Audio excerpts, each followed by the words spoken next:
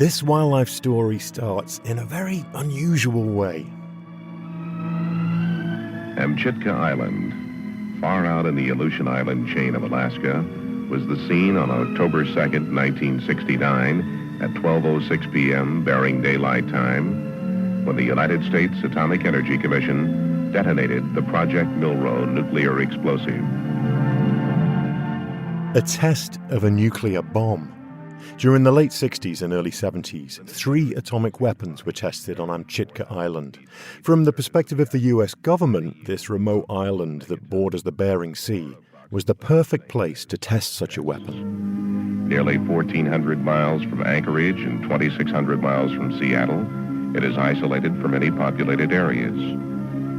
The closest persons live about 200 miles away. The warheads were buried nearly 6,000 feet underground.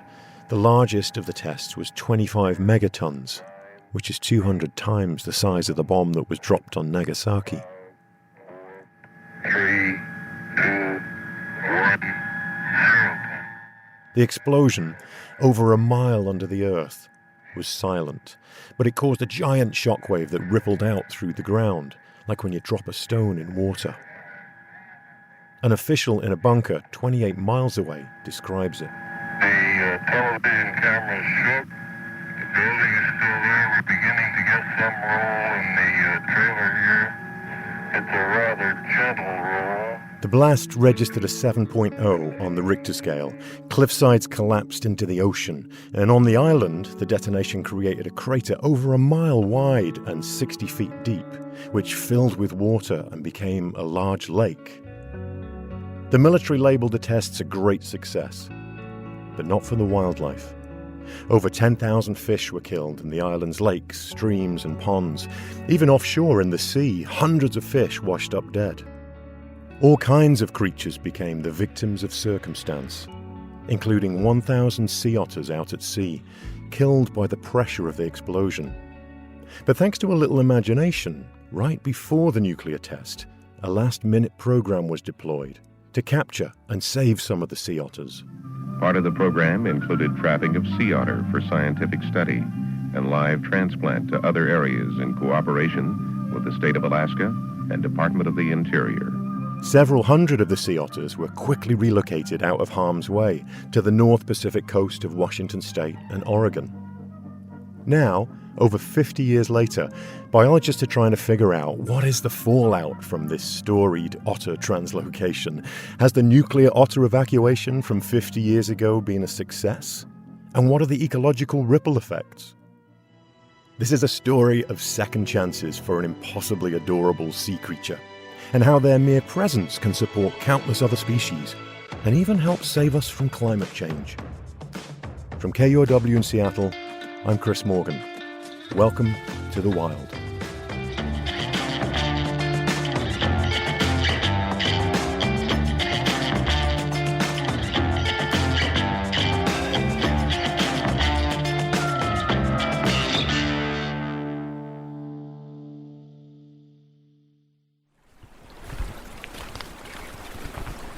Ferns everywhere. Every square inch of this place is lived in by something green.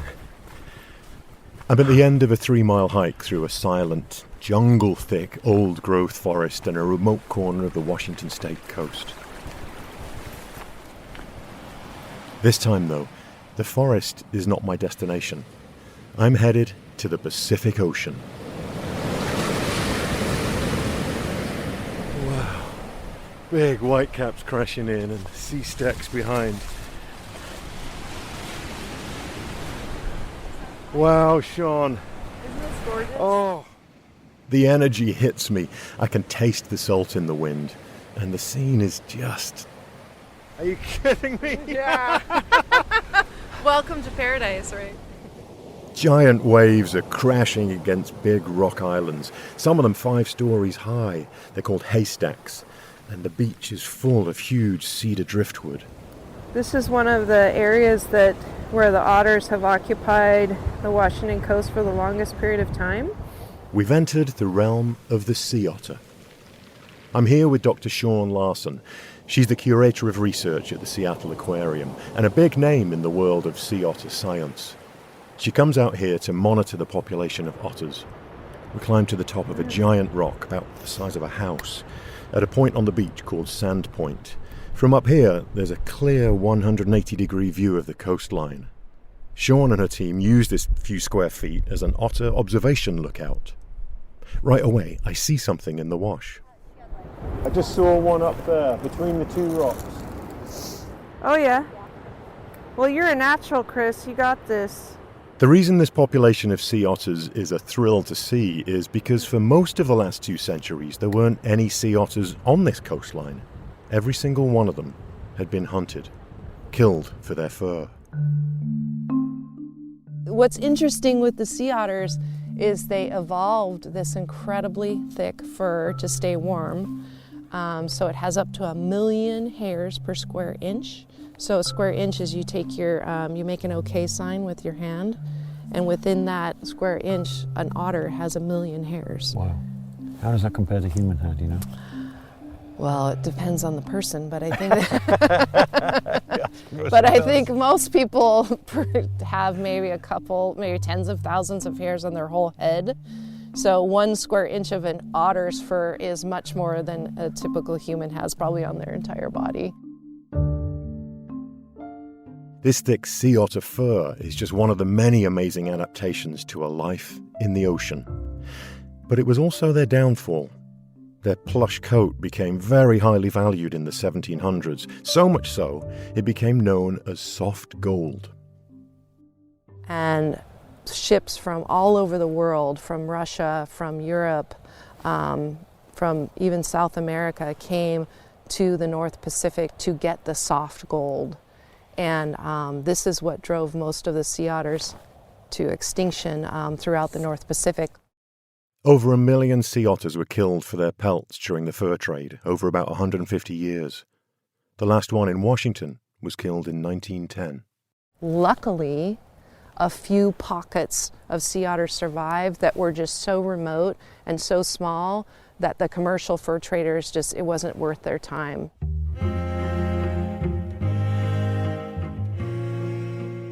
One of those surviving pockets of sea otters was up on Amchitka Island, a 40-mile-long chunk of land about as far out on the Aleutian Islands into the Pacific as you can get before being in Russia.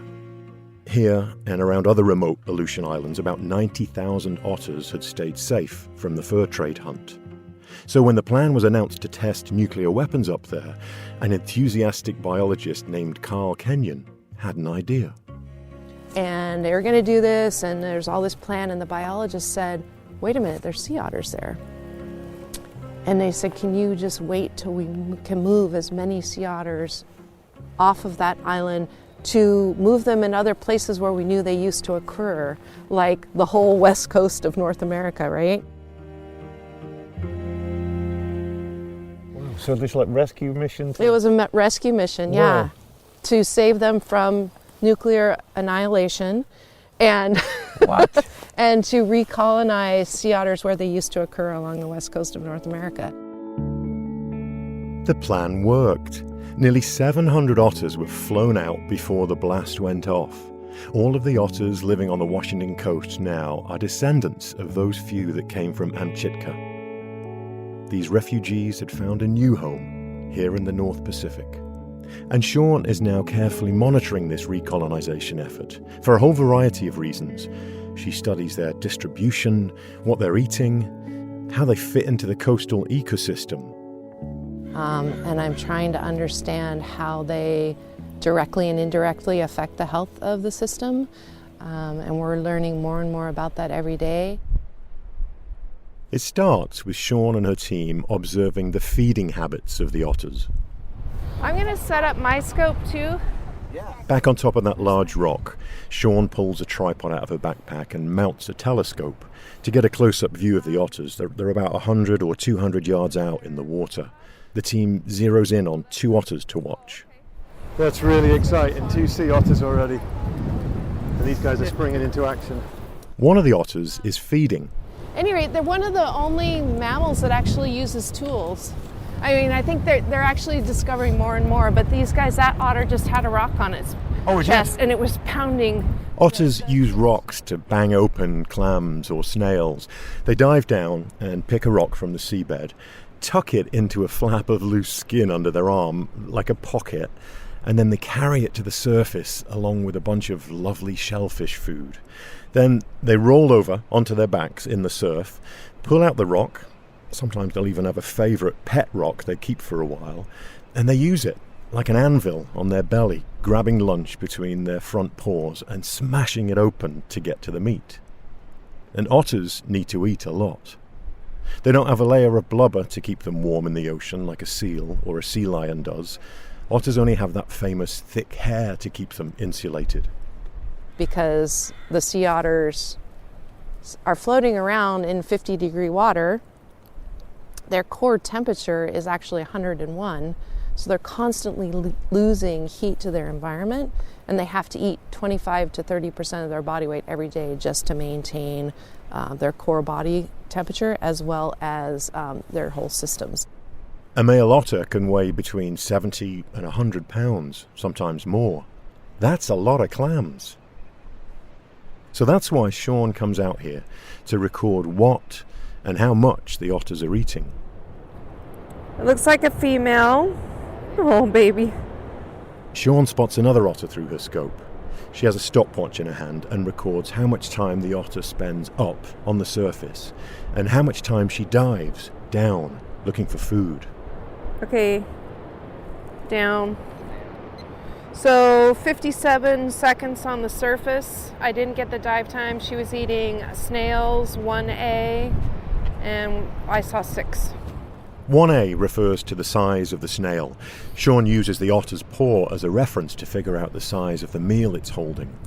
All the information, the size and quantity of food consumed, is recorded onto a form. It looks like a female just because I see that she's got, up. 35 dive time. I see that she has teats that are, so she's probably, and she looks pretty fat. I'm not going to say she's pregnant, but she's, you know. They've calculated estimates for how many calories an otter will burn depending on how long it's down diving for food, and how many calories it will obtain from eating that food. So at the end of the day, they can figure out how successful that otter was. Is the otter on track to eat enough calories to stay alive? Collated over months and years, the data tell them a lot. This all informs the health of the population, how much food they're gathering from the nearshore, but also it tells us, you know, how diverse and productive the nearshore is based on what they're bringing up. Okay, up. 51 seconds is dive time. Oh, she's got a little crab. Crab! So she had one crab and then, oh, so cute. Oh my gosh. Oh. And she's down. She had 3 1A snails, and that was 55 seconds surface time. Seeing what kind of food the otter brings up to the surface also tells Sean about the species diversity here in what's called the nearshore habitat, the ocean habitat along the coast, reefs, rocks, pools, and waves that sea otters call home. It also lets them monitor any changes in that food diversity over time. For example, when otters first move into an area, they tend to specialize on 1 or 2 of their favorite prey. And then once those are gone, then they diversify their diet.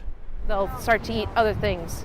And these guys have been at Sandpoint for about 40 years now, and they are starting to diversify their diet. But they're still getting enough calories, so they're not going to have to move on. But they maybe can't just eat clams and crabs all day. They're going to have to eat snails and mussels and sometimes a giant Pacific octopus and other things. So, as we leave the beach, Sean points out all the empty shells washed up on the sand. They're everywhere. And each one of these has been cracked open and eaten by an otter. That's and amazing. Look, there's and hundreds. the whole beach is whole beach is covered. It really gives you a sense of just how much they are eating, how abundant this place is, how diverse. It all makes for a healthy nearshore environment, and the otters here seem to be getting enough food to stick around. And the otters in Washington are some of the healthiest sea otters in the entire world. They're some of the largest otters. They have plenty of food to survive. They've got plenty of haystack rocks to get out of the wind and the waves. They're just really thriving.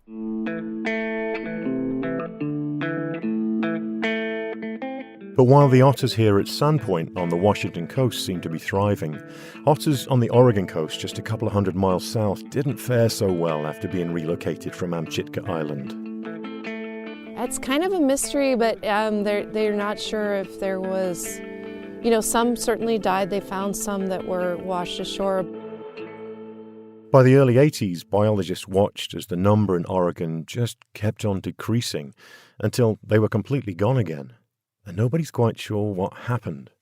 There was talk about, there wasn't adequate prey, which I don't believe. It wasn't the right genetic stock. I don't believe that. The consensus is that they really just were trying to get back to Alaska. Otters are incredibly social animals. Groups of them will link up and form what's known as an otter raft. They link paws with other otters so they don't float away from one another. And these rafts can sometimes get to be as big as 700 otters, all holding hands and floating together. It's one of nature's sweetest scenes.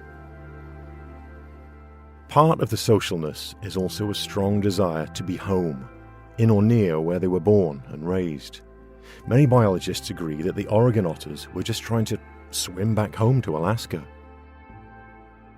Their route back home would have brought them past this spot on the Washington coast. And that by the time they got to Washington, they ran into the group of the Washington otters and probably didn't go further.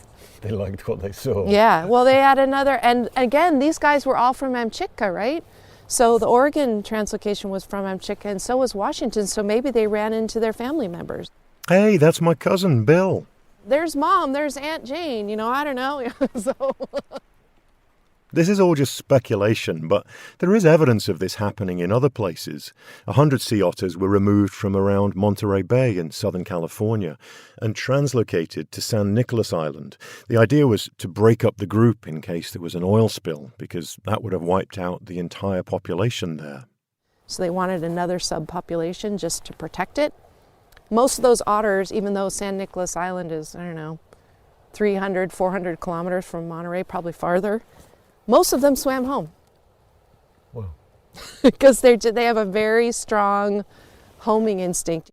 Although the otter relocation to Oregon didn't succeed, Sean is pretty excited about the Washington otters. A healthy population of them was established off the coast, and they seem to be doing well. They're finding enough food to be the largest sea otters in the world.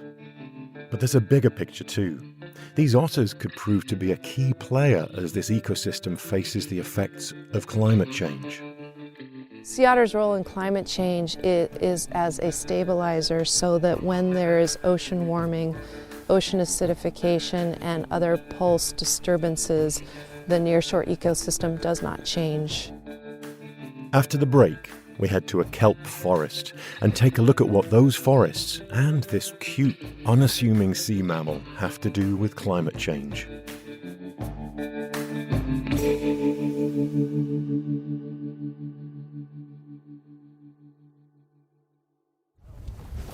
I'm excited. I've never been here. Oh, okay. Northwest Point, USA, Nia Bay. This morning, Sean has brought me to a key part of the coast for sea otters, the most northwestern point of the lower 48 states. It's called Cape Flattery. It's a dramatic landscape. We've hiked through more deep green forest, right up to the edge of some very high cliffs.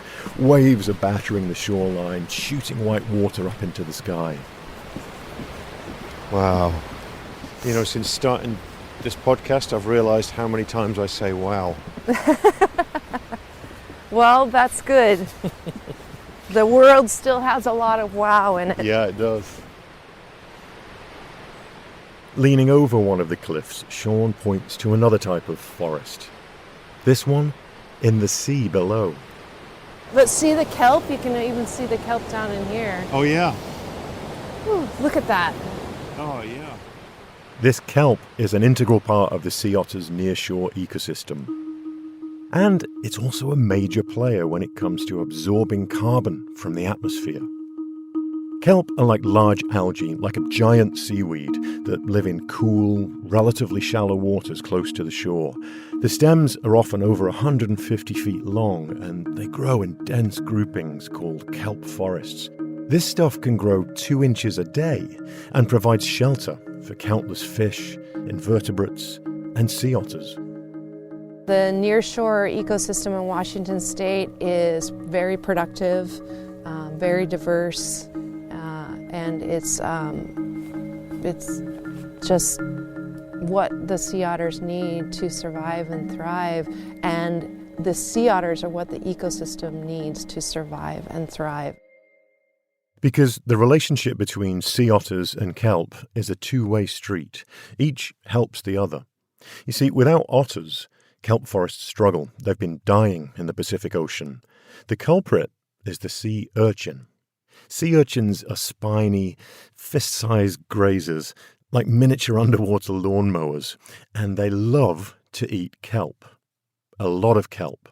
So if there's no control on the urchins, what happens to the kelp forest ecosystem is it goes away and it turns into an urchin barren. And now there's no habitat or their food, shelter for a lot of the other invertebrates that live in the kelp forest ecosystem, and there's no habitat for the fish. So basically everything just goes away. An urchin barren.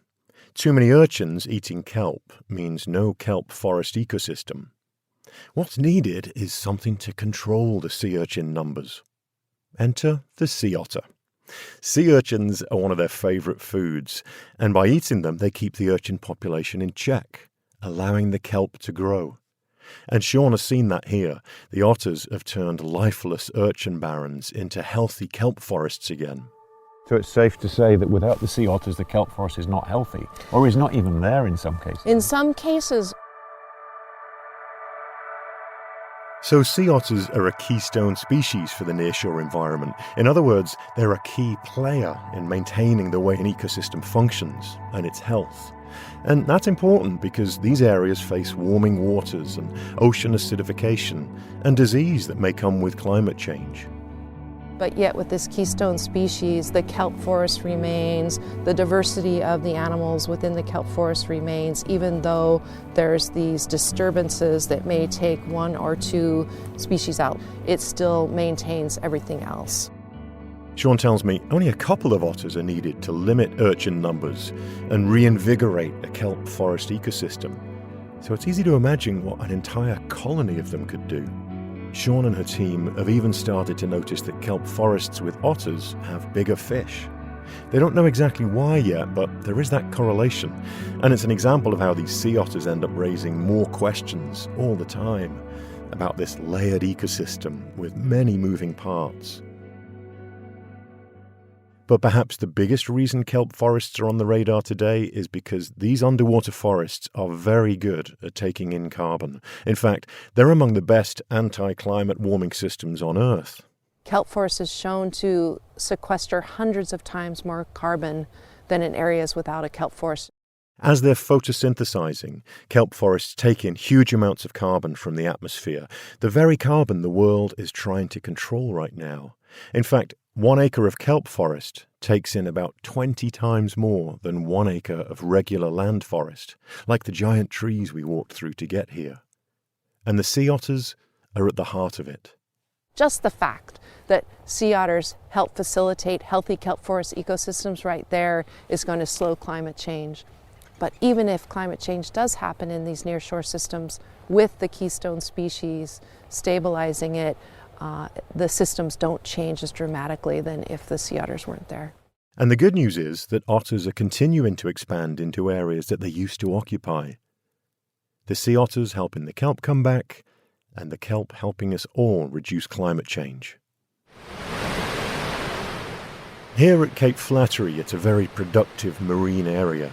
The Strait of Juan de Fuca funnels in a lot of water between the US and Canada, nutrients, and lots of oxygen, creating a very healthy nearshore. And Cape Flattery also marks the northern edge of the sea otters range in Washington. We're not in the center anymore, we're at the edge, and so because we're at the edge of the range, there are fewer otters, but because there are fewer otters, there's lots more food for them. Sean has seen them hoist up big mussels, huge red and purple urchins, and some monstrous clams. So we've seen otters out here eat the biggest clams you've ever seen, like almost a dinner plate size clam. So there's plenty of really good, high quality food for them here. So does it feel like a place where they could really take off? Yeah, over time. Cape Flattery is a bit like the next frontier as sea otters continue to come back to Washington. We walk out to the wooden overlook at the end of the point. It's like a big old ship's crow's nest looking out to sea. Sean's team has already set up the spotting scope. And it doesn't take long before Sean spots something. Oh, what's that? There's something. Is that a mom with a pup? Holy shit. Yeah. There's a mom with a pup. A baby. Yes, in this. Look. Do you see where I'm looking? Yeah, I see where you're looking. Oh my gosh, you guys, come on. She's got a baby. I peer out into the middle of all that churning and crashing water, and there, right at the base of a tall haystack rock, a female sea otter floating on her back with her baby sitting on her stomach. She's trying so hard to keep it dry and out of the water, but she's right in the churning of all the waves. Right in the jacuzzi. Yep. Oh my God. Do you see the pup, how tiny it is? I'm trying to make... Oh, I see. Oh, See? she's got her arms around Yes. The pup looks so relaxed sitting on its mum, even as they both disappear behind a 10-foot wave and then reappear and surf over the next one. Sea otters have only been seen at this spot for about the last 10 years, and it's mostly been males because they're usually the ones that make the first push into a new area. Sean used to only see males when she was doing observations from this spot. And now we're seeing females with pups. So we really know that this is like, the extension of their range where they're here to stay if you have the females with pups. This is a pioneering female planting a flag that this is now otter territory once again. It is exciting, even if it is a little stressful to see her way out there in such rough water. But it's kind of like, hey, mama, get to some calmer water here. Yeah. Oh, he's looking around. He's like, what are you doing, Mom? So cute. Any creature that can survive, never mind thrive in this type of ecosystem, is impressive. I'm overwhelmed by the experience of witnessing the wildness of this place. I know, I run out of adjectives Yeah. in a place like Right. this. It's Sometimes there are no words. really, no. It's just,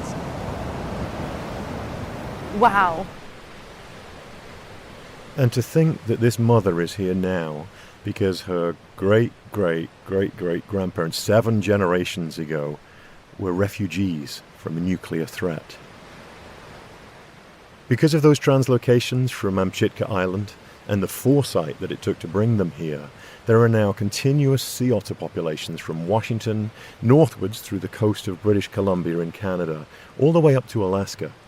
It's not as populous or as large as it was, we think, before, but we actually have sea otters that can move between each one of those, all because of those translocations. So without that, we would still have sea otters probably just in the Alaska Peninsula, the Aleutian Chain, and Prince William Sound, as well as that small group in California. And across that whole range, even though the sea otters don't know it, they're out there literally maintaining the kelp ecosystem for the planet. And now Sean is working with tribes and other biologists in Oregon to the south to attempt another relocation effort there. They're studying what went wrong there with the first relocation and looking at successes in other places to figure out how best to do it. If things go right, they hope to have otters back in Oregon in the next 5 to 10 years. That would connect sea otters all the way from California to Alaska, along an uninterrupted kelp highway. Sean truly believes that bringing back sea otters, and with them their kelp forest home, to all the areas where they used to live, would help save us from climate change. Over her nearly 30-year sea otter career, Sean has never lost the simple delight she feels for these beautiful creatures. But it's just that now she sees them differently too, as these important ecosystem allies. I guess the biggest surprise is how could something so cute, where like I could literally watch sea otters forage and interact with each other and play with their babies all day long, every day for the rest of my life, to just know that this animal that is so enjoyable for us humans to watch, that animal can actually help us deal with climate change and help save the nearshore is just amazing to me. I'm blown away.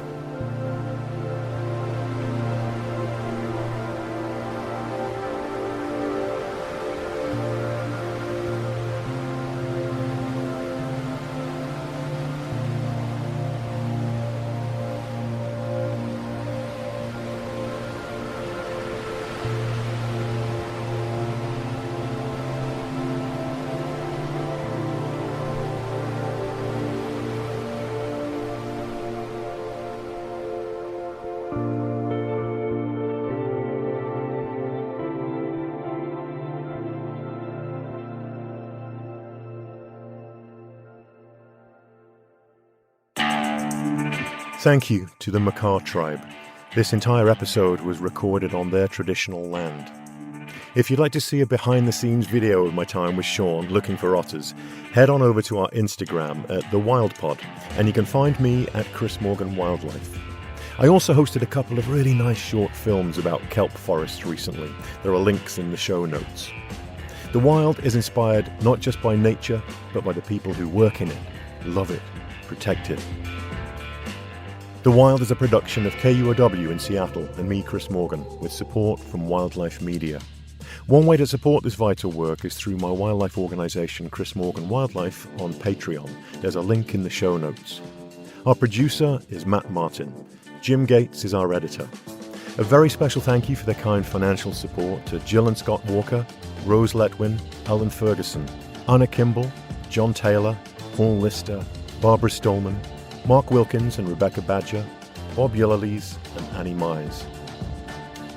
Our production team includes Juan Pablo Chiquiza, April Craig, Michaela Giannotti, Cara McDermott, Tio Popescu, Darcy Riggin-Schmidt, Hans Twite, and Brendan Sweeney. Our theme music is by Michael Parker. I'm Chris Morgan. If you enjoy The Wild, please do tell your friends. We love our stories really to reach and inspire as many people as possible, so thanks for helping share it.